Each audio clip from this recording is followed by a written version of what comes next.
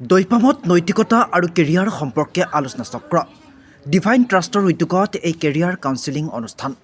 দৈপামৰ Mohammad Ali model একাডেমীৰ বাকৰিত এই অনুষ্ঠান সমল ব্যক্তিৰূপে প্ৰফেচৰ জাকিৰ হুছেইন শিক্ষাবিদ আব্দুল ৱাহাব আৰু আবুল কাছেম উপস্থিত থাকে আজি দৰং জিলাৰ দৈপামস্থিত মহম্মদ আলী মডেল একাডেমীত নৈতিকতা আৰু কেৰিয়াৰ সম্পৰ্কে আলোচনা চক্ৰ অনুষ্ঠিত হয় খাৰুপেটীয়াৰ অগ্ৰণী সংস্থা ডিভাইন ট্ৰাষ্টৰ উদ্যোগত এই কেৰিয়াৰ কাউন্সেলিং অনুষ্ঠান আৰু নৈতিকতাৰ ওপৰত আলোচনা আগবঢ়ায় ডিভাইন ট্ৰাষ্টৰ উদ্যোগত শৈক্ষিক সামাজিক তথা শাৰীৰিক প্ৰশিক্ষণ প্ৰদান কৰি ৰাইজৰ প্ৰশংসা লাভ কৰিছে আজিৰ নৈতিক শিক্ষা তথা কেৰিয়াৰ কাউন্সেলিং অনুষ্ঠানটিত সমল ব্যক্তিৰ ওপৰত প্ৰফেচৰ জাকিৰ হুছেইন শিক্ষাবিদ আব্দুল ৱাহাব আৰু স্বাস্থ্যকৰ্মী আবুল কাছেম উপস্থিত থাকে দীৰ্ঘ সময়ৰ পৰাই দৈপামস্থিত মহম্মদ আলী মডেল একাডেমীয়ে বৃহত্তৰ অঞ্চলটোত শৈক্ষিক সামাজিক সাংস্কৃতিক দিশত আগুৱাই নিবলৈ প্ৰচেষ্টা অব্যাহত ৰাখিছে আৰু সম্যক দিঠকত পৰিণত হৈছে সকলোৱে বিদ্যাৰ্থীসকলৰ বাবে অনাগত দিনবোৰত দেশ মাতৃৰ সেৱাত ব্ৰতী হ'বলৈ উৎসাহ জ্ঞাপন কৰি আহ্বান জনায়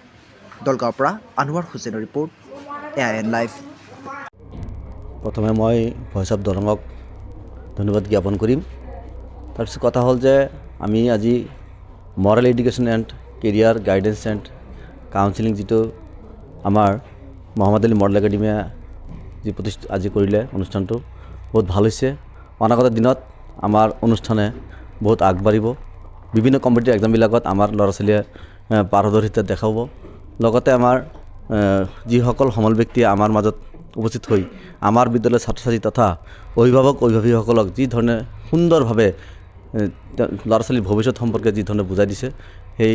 হিচাপে আমি ভাবোঁ যে আমাৰ বিদ্যালয় আগবাঢ়িব লগতে তেখেতসকলক মই ধন্যবাদ জ্ঞাপন কৰোঁ যে অনাগত দিনত তেখেতসকল আহি আমাৰ মাজত উপস্থিত হৈ আমাক আৰু এই ধৰণে আগবঢ়াই লৈ যোৱাৰ চেষ্টা কৰিব ডিভাইন ট্ৰাষ্টৰ ভূমিকা যথেষ্ট যিহেতু দৰং জিলাত তেওঁলোকে যথেষ্টখিনি কাম কৰিছে আৰু ময়ো প্ৰায় 6 মাহ হৈছে মই ৱেইট কৰিছিলোঁ যে ডিভাইন ট্ৰাষ্ট যি আমাৰ সংস্থা এই সংস্থাটো আহি আমাৰ মাজত উপস্থিত হৈ যি শৈক্ষিক উত্তৰণৰ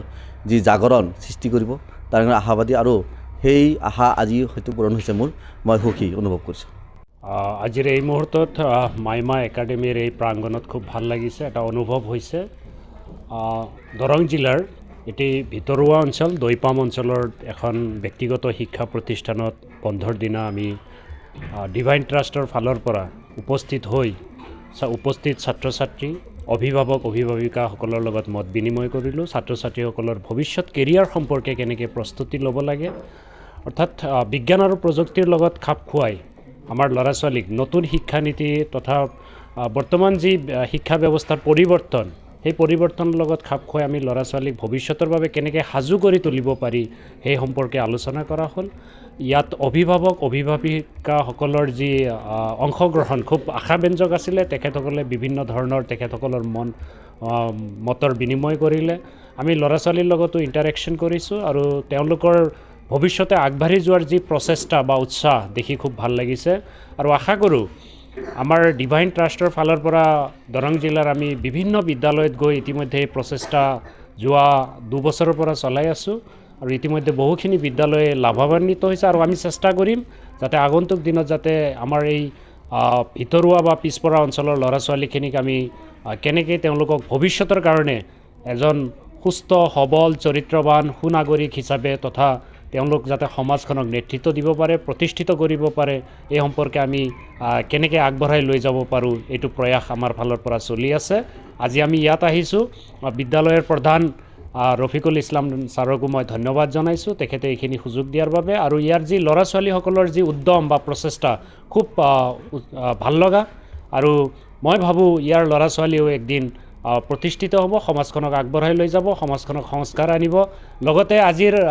আলোচনাত এটা বস্তু খুব ভাল লাগিছে যে ছোৱালীসকলে নিজে মুখে এটা কথা প্ৰকাশ কৰিছে যে বাল্য বিবাহ আমি নিবিচাৰোঁ অৰ্থাৎ ইয়াৰ ওপৰত আমিও জোৰ দি কৈছোঁ যে ল'ৰা ছোৱালী যদি ছোৱালীসকল বিশেষকৈ উচ্চ শিক্ষিত হ'লে আগবাঢ়ি গ'লে সমাজত যদি আগবাঢ়ি যাব পাৰে বিভিন্ন অৰ্থনৈতিক কামত যাতে আগবাঢ়ি যাব পাৰে তেতিয়াহ'লে তেওঁলোকৰ মাজৰ পৰা বাল্য বিবাহৰ যি এই ব্যাধি দূৰ হ'ব বুলি আশা ৰাখিছোঁ হয় বৰ্তমান বিজ্ঞান আৰু প্ৰযুক্তিবিদ্যাৰ আজিৰ এই সমাজত যি নৈতিকতাৰ স্খলন ইয়াৰ মাজতেই এটা ব্যতিক্ৰম ধৰ্মী শিক্ষানুষ্ঠান আজি আহি পেলাই পালোঁ অৰ্থাৎ মহম্মদ আলী মডেল একাডেমীত সাধাৰণ শিক্ষাৰ জৰিয়তেও